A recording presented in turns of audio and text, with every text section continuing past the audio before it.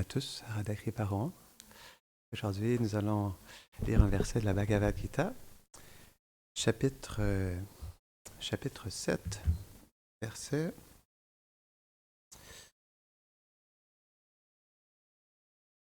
4. Très beau verset. Mais avant, vous pouvez répéter après moi. Om Namo Bhagavate Vasudevaya.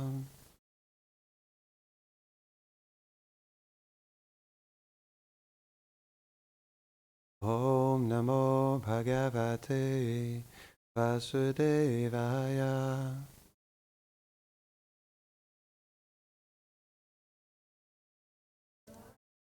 Om Namo Bhagavate Vasudevaya.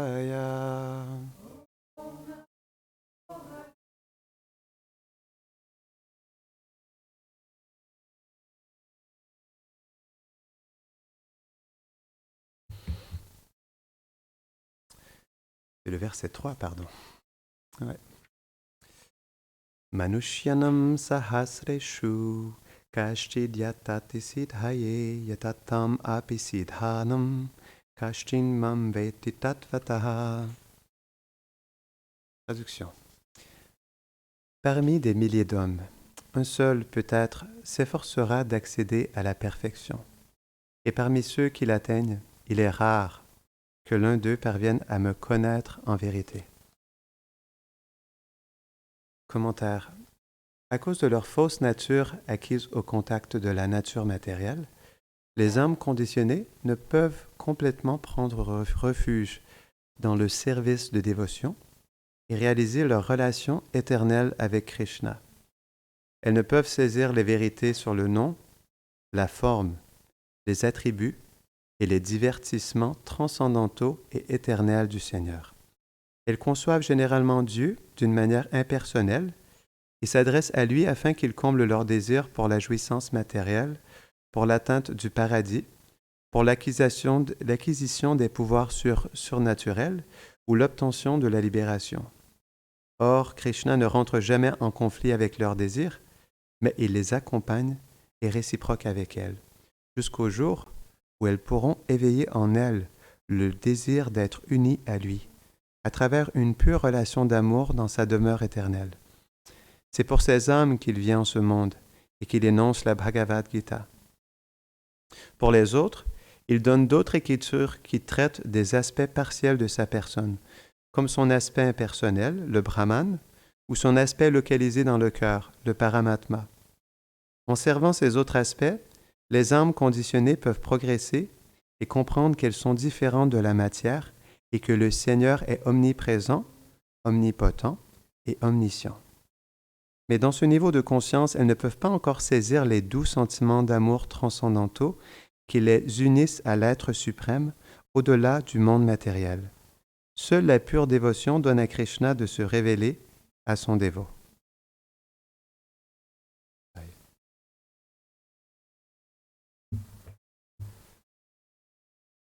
Om Jnana Timirandasya Jnanam Jadasharakaya Chakshurunmiritam Jena Tasmai Shri Gurave Namaha Shri Chaitanya Mano Bhishtam Stapitam Jena Bhutale Swayam Rupa Kadamayam Dadati Svapadantikam He Krishna Karuna Sindho Dina Bandho Jagatpate Gopisha Gopika Kanta Radha Kanta Namostute Tapta Kanchana Gaurangi Radhe Brindavaneshwari Vrishabhanusute Devi Pranamami Hare Priye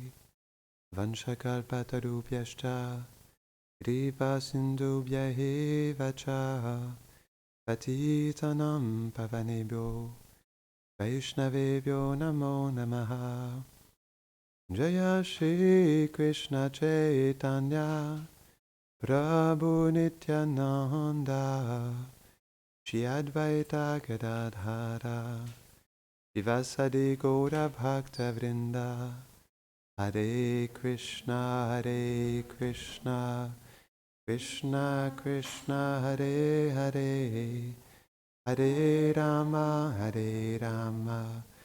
Rama Rama Hare Hare Hare Krishna Krishna Krishna Hare Hare Hare Rama Rama Rama Hare Hare Namahum Vishnu Padaya Krishna Prishtaya Bhutale Shrimate Bhaktivedanta Swaminiti Namine Namaste Saraswati Deve Gauravani Pracharine Nirvishesha Shunyavadi Ashtatyade Shatarine.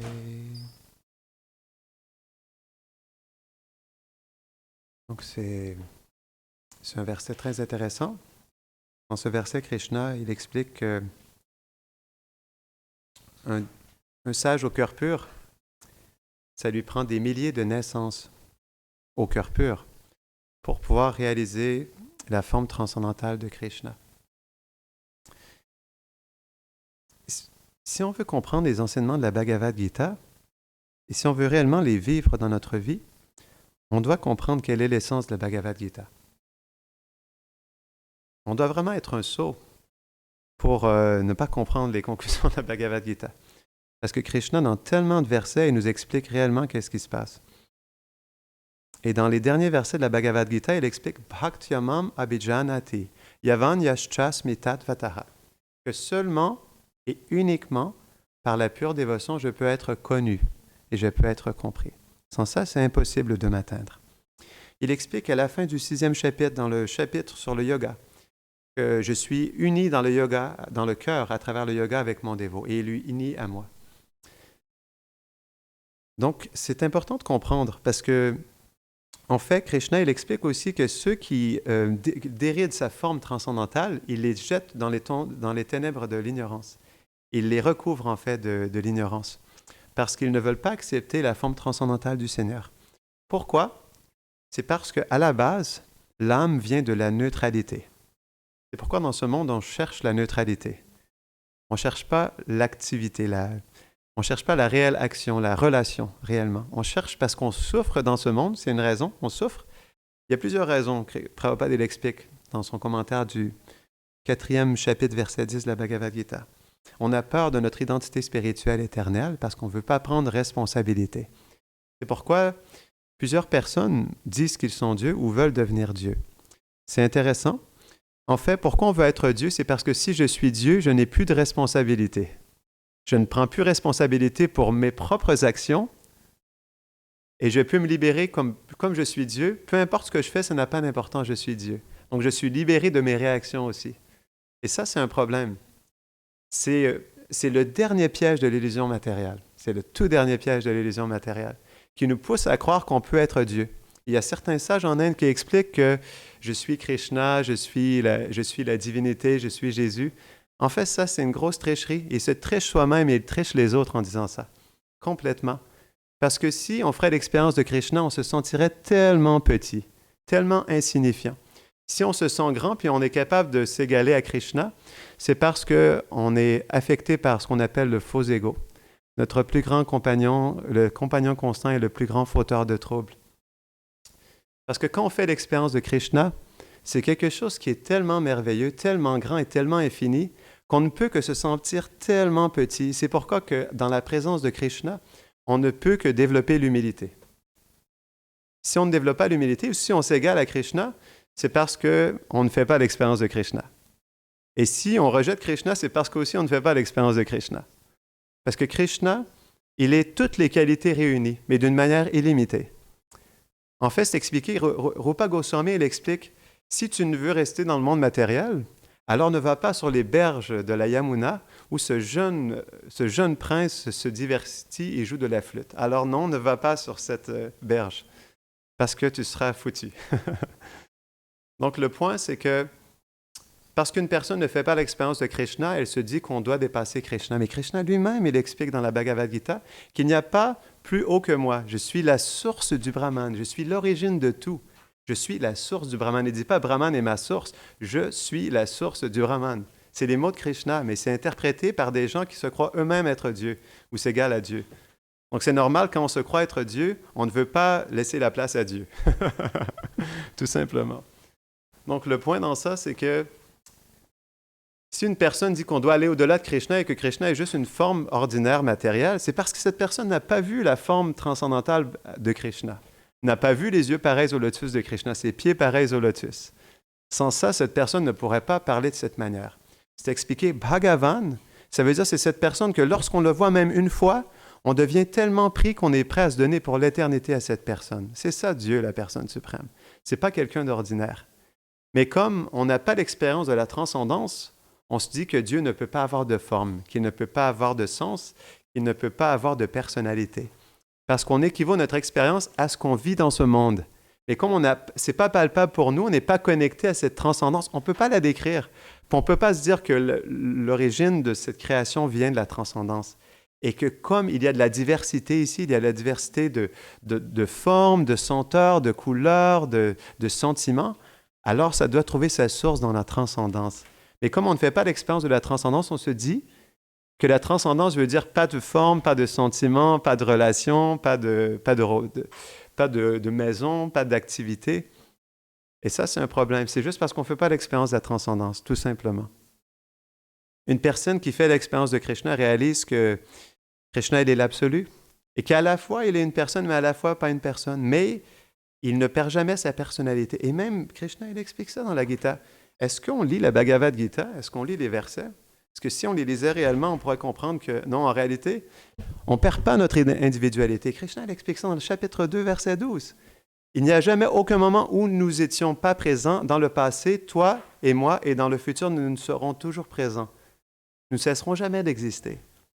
Donc, en disant ça, Krishna il explique que toi, en tant que personne, et moi, nous serons présents dans l'éternité. Et c'est Krishna qui explique ça. Et ensuite, il explique aussi que les êtres dans ce monde sont des parties intégrantes de sa personne, que toute la création est une fraction de sa splendeur, que tout émane de lui et que tout repose en lui, toute la création repose en lui, comme par exemple des perles qui sont placées sur un fil et qui font un collier. Et Krishna, il explique ça. Mais disons qu'il y a un problème, c'est le faux ego. Et le dernier piège de l'illusion matérielle, c'est de croire qu'on est la personne suprême, qu'on est Dieu. On expliquait ça, pourquoi? C'est parce qu'on ne veut pas prendre responsabilité, on a peur d'être une personne spirituelle éternelle. Ça veut dire d'accepter que nous sommes infiniment petits. Ça veut dire ça. Accepter être une personne, pour nous, ça veut dire accepter être infiniment petit. 1/10 la pointe d'un cheveu. C'est la taille de l'âme. L'âme, elle n'est pas le Brahman. Elle est une partie intégrante du Brahman. Je ne suis pas conscient de vous tous, je suis conscient juste de ma propre conscience. Mais Dieu, lui, il est conscient simultanément de tous les êtres vivants, en même temps. C'est ça la différence. On est une goutte d'eau dans l'océan, mais on n'est pas l'océan. On doit faire la distinction, c'est important. Donc une personne, en fait, on expliquait tout à l'heure, l'âme, elle cherche à se fondre dans le Brahman parce qu'elle n'a jamais fait l'expérience de la transcendance. Parce que c'est expliqué dans les anciens textes de yoga qu'on vient de Mahavishnu. Ça veut dire qu'on vient de cette région, il y a une région qui s'appelle Tatastha, qui est entre les deux mondes, entre le monde matériel et le monde spirituel. On vient de là. Et avant de venir ici, nous étions dans la neutralité, juste dans une forme pas très définie, dans l'expérience de l'éternité en samadhi, comme en rêve profond, mais c'était comme pour nous une méditation dans le sens où nous étions paisibles dans ce sentiment d'éternité. Et donc, quand on arrive ici, naturellement, comme on était dans la neutralité, on cherche encore ça. C'est pourquoi quand on approche Dieu, on cherche la neutralité.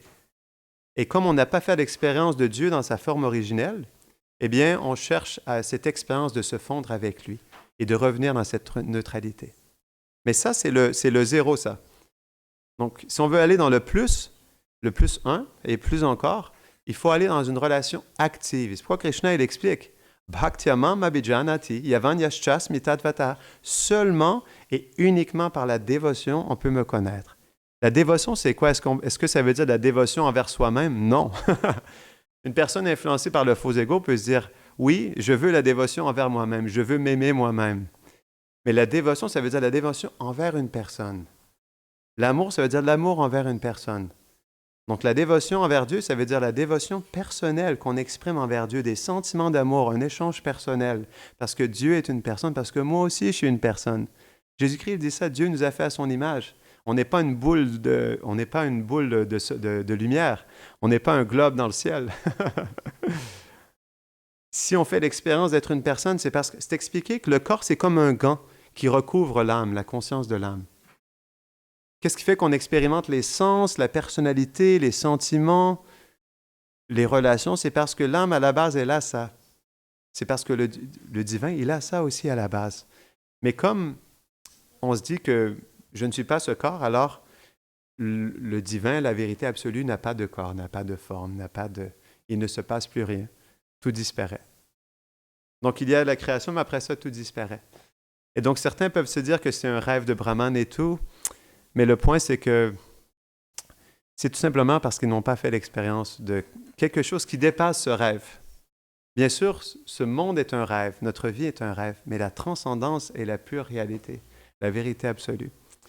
Et les grands sages qui en ont fait l'expérience nous expliquent quelle est cette différence.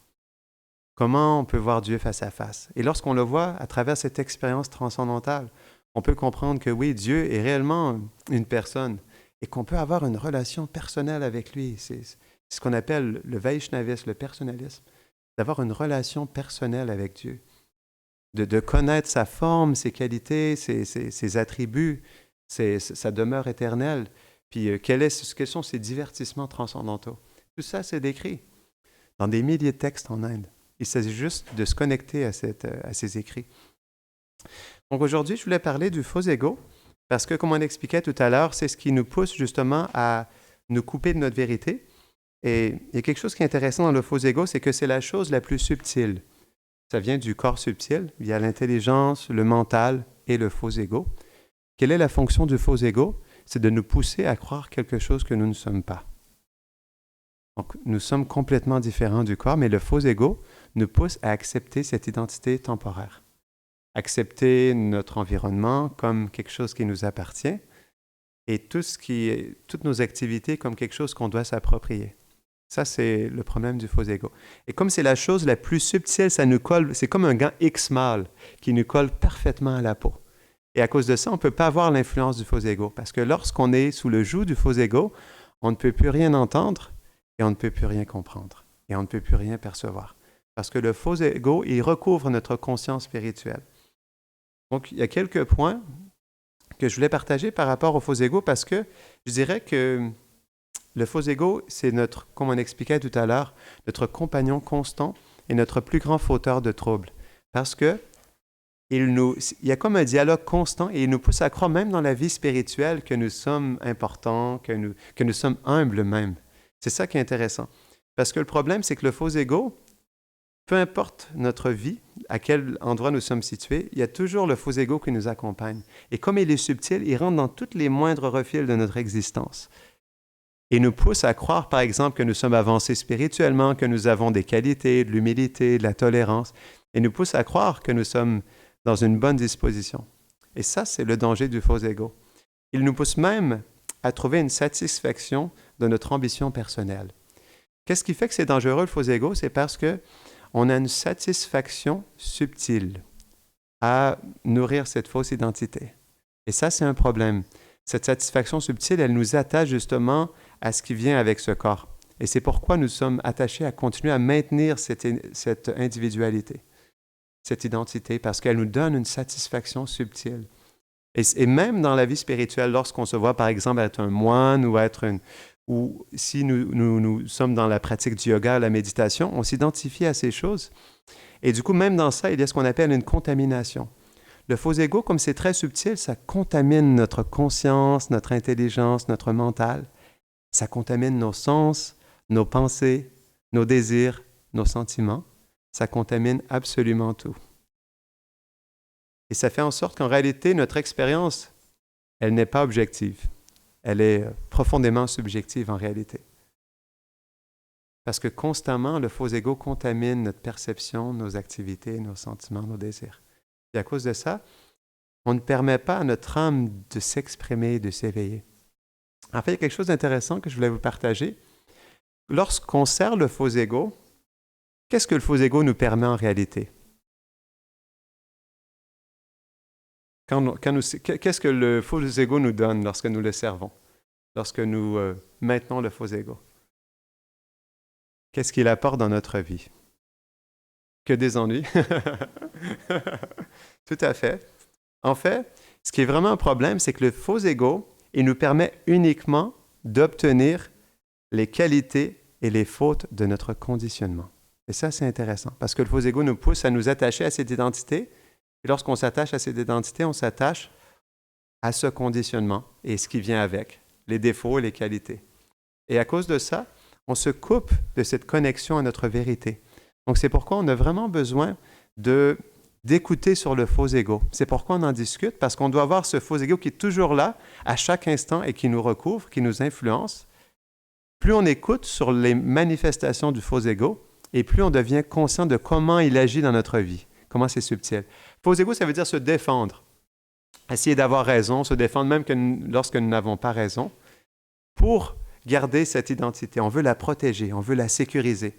Parce que pour nous, c'est la chose la plus chère. Pourquoi? Parce qu'elle nous donne une satisfaction subtile. Et donc, c'est pourquoi on cherche à la protéger, à la défendre. Parce qu'on s'identifie complètement à celle-ci, et c'est comme notre vie. Parce que l'âme, à la base, elle a une individualité, et c'est pourquoi, justement, elle s'attache à cette fausse identité, parce qu'elle, là, à la base, dans son origine, elle est faite pour avoir une identité spirituelle éternelle. Et donc, c'est pourquoi elle s'y attache autant, puis elle se défend autant dans cette identité temporaire. Donc, deuxième chose, une fois qu'on écoute sur le faux ego, on doit désirer dissoudre le faux ego. Parce que le désir est l'origine de toutes les causes. La libération vient quand on la désire. Donc, c'est la même chose avec le faux ego. Lorsqu'on désire dissoudre notre faux ego, alors Krishna qui est dans notre cœur, qui est l'âme suprême et qui sanctionne toutes nos activités et qui nous guide dans notre vie, lorsqu'il voit dans notre cœur ce désir, comme les désirs que nous avions dans le passé à faire plein de choses, qui nous poussent à revenir dans le cycle des vies et des morts. Et de la même manière, lorsqu'on désire dissoudre notre faux ego, Krishna peut faire des arrangements et nous aider. Donc, on doit le désirer en premier. Sans ça, ça ne viendra pas. Je dirais qu'au début, on est inconscient de notre incompétence. C'est-à-dire qu'on est inconscient qu'on est sous le joug du faux ego. Donc, ça va mal. Deuxièmement, on devient conscient de notre incompétence. C'est-à-dire qu'on devient conscient qu'on est sous le joug du faux ego. 50% du travail de fait. C'est bien, ça commence. Ensuite, on devient conscient de notre effort à se libérer du joug du faux ego. Et ensuite, on devient inconscient d'être libéré du faux ego. Parce que ça devient une nature, ça devient spontané.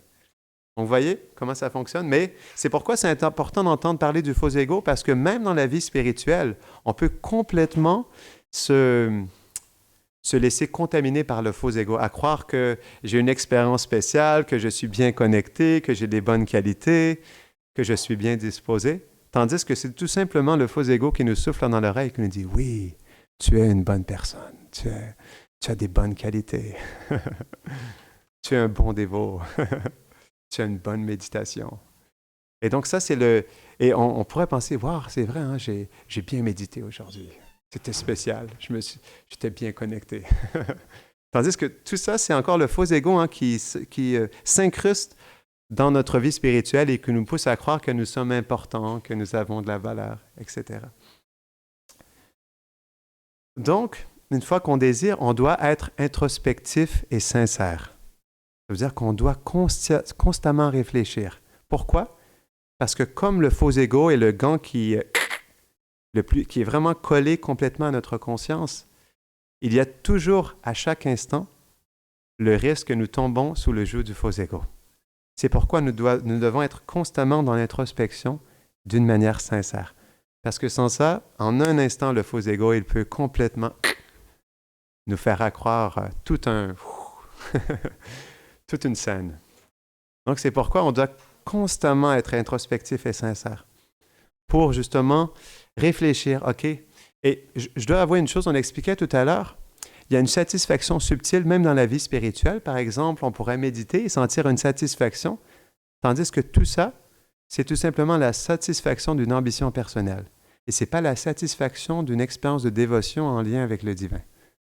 Très intéressant. Il y a une grande différence entre l'ambition personnelle et la dévotion. On pourrait dire que ce sont deux opposés. L'ambition personnelle, c'est centré sur moi, vers moi, et la dévotion, c'est centré sur Krishna, vers Krishna. Donc, c'est deux pôles complètement opposés en réalité. Donc, c'est pourquoi, même dans la vie spirituelle, on peut ressentir une profonde satisfaction dans le fait d'avoir une ambition personnelle de nos activités spirituelles. Et là, il y a un piège. Donc, c'est pourquoi, en plus d'être introspectif et sincère, on doit être conscient des erreurs que nous faisons sous le joug du faux ego. Parce que lorsqu'on est introspectif, on commence à réaliser, est-ce que c'était vraiment sincère ce que j'ai fait aujourd'hui? Parce qu'il y a une différence. Il y a une satisfaction, nous expliquons, même dans la vie spirituelle, dans notre ambition personnelle. Mais lorsqu'on expérimente quelque chose avec l'âme, on réalise que cette satisfaction de l'ego, en réalité, c'est un goût qui est très amer au cœur de l'âme. C'est expliqué, lorsque l'ego s'exprime, c'est comme un âne dans le cœur qui rugit. Ira, ira. C'est ce qui est expliqué dans le Srimad Bhagavatam. C'est comme un âne qui hennit, c'est ça? Qui braie dans le cœur. Ira, ira. En tout cas, je n'arrive pas à le faire. Vous pouvez vous imaginer dans notre cœur cet âne qui braie. Là. Et l'âne, ce qui est intéressant, il est le seul à aimer sa musique. Hein? Il est le seul à aimer sa musique. C'est ça le faux ego. Et tu comprends, non? L'âne, il est le seul à aimer son chant quand il braie. Il braie, puis il braie très fort parce qu'il pense que c'est beau, mais tout le monde alentour déteste le son de son braiement. Ouais. C'était pour la traduction. Donc, c'est ça. On doit être conscient des erreurs que nous faisons sur le joug du faux ego parce qu'on en fait à tous les jours, parce que le faux ego nous colle à la peau. Et le point, c'est que le plus on s'identifie, plus on nourrit notre faux ego, le plus on obtient les qualités et les fautes de notre conditionnement. Et le plus on s'éloigne des qualités et des réalisations de notre âme. C'est ça qui est important. Donc, je dirais que dernièrement, si on veut vraiment sortir, parce que faut comprendre que l'âme qui est conditionnée par l'énergie matérielle, comme elle est toute petite, elle est trop facilement influençable et elle a besoin d'aide pour sortir de ce joug du faux ego. Par elle-même, c'est pratiquement impossible, je dirais. Donc, c'est pourquoi on a besoin de la miséricorde. Je dirais le dernier point pour pouvoir se libérer du joug du faux ego, c'est de prier Krishna pour sa miséricorde. Prier du fond du cœur. S'il te plaît, Krishna, aide-moi à être conscient de l'influence du faux ego, à quel point je suis trop facilement happé par le faux ego. Aide-moi, s'il te plaît, à développer l'humilité dans mon cœur. Parce que l'humilité, elle est essentielle. L'humilité, la tolérance, l'attitude de service, ce sont des qualités qui sont essentielles pour se libérer du faux ego. Mais l'humilité, c'est une qualité qui est très spéciale et qui est très profonde. Et si on veut recevoir l'humilité dans notre cœur, c'est expliqué par nos grands maîtres dans notre lignée que l'humilité, elle vient par une grâce spéciale. L'humilité, c'est la plus belle de toutes les qualités. Donc c'est pourquoi, comme c'est une qualité qui est très rare, très spéciale et très élevée, elle ne vient que par une miséricorde spéciale dans notre cœur. C'est pourquoi on doit prier intensément à Krishna que cette humilité, elle soit déposée dans notre cœur, pour que nous soyons en mesure d'ouvrir nos yeux sur cette emprise, cet adombrement du faux ego qui nous joue des tours à chaque instant et qui nous éloigne de notre vérité et qui nous pousse même à croire que nous sommes égaux à Krishna, que nous sommes Dieu et que nous sommes tout simplement faits pour être Dieu dans l'éternité. Donc, c'est pourquoi c'est une réflexion qui est importante. Et le problème dans ça, c'est que comme c'est très contaminant, même dans notre progrès spirituel, il y a ce qu'on appelle Bhakti Lata Bij. Lorsque nous avançons dans le chemin de la dévotion, il y a une graine dans notre cœur qui est nourrie par le chant des noms du divin, par la pratique spirituelle, par l'étude des textes sacrés comme la Bhagavad Gita, il y a une graine dans notre cœur une graine de la dévotion qui est nourrie par ces activités spirituelles et qui grandit dans notre cœur. Mais il y a deux choses qui se passent dans notre cœur, la dévotion et l'ambition personnelle. L'ambition personnelle, c'est les mauvaises herbes qui poussent dans notre cœur. Et le problème avec les mauvaises herbes, c'est qu'elles ressemblent à des vraies fleurs. Je me rappelle, quand je faisais pousser un jardin, j'avais plein de mauvaises herbes qui avaient des belles fleurs jaunes, violettes, mais c'était des mauvaises herbes. Et elles prenaient les ressources des autres légumes. Donc, je devais les enlever, même si elles étaient jolies. Et quand je voyais ça, je me disais, wow, c'est ça dans notre cœur. Dans notre cœur, il y a des mauvaises herbes qui poussent et qui paraissent tellement à la dévotion, à l'éveil spirituel, que pour nous, ça ne fait pas de différence et on est prêt à prendre refuge de ces choses, de les nourrir même et de donner beaucoup d'énergie à ces choses. Tandis qu'en réalité, elles nous éloignent encore plus de notre vérité. Donc, c'est pourquoi on doit être dans une introspection, dans une méditation, si nous voulons nous libérer de cette influence du faux ego qui nous pousse à nous éloigner, mais à chaque instant de notre vérité. Donc, on va terminer ici. Est-ce qu'il y a des questions avant qu'on termine? Grandara Srimad Bhagavad Gita ki, Jai Nitai Gaura Premanande. Hare Bhava.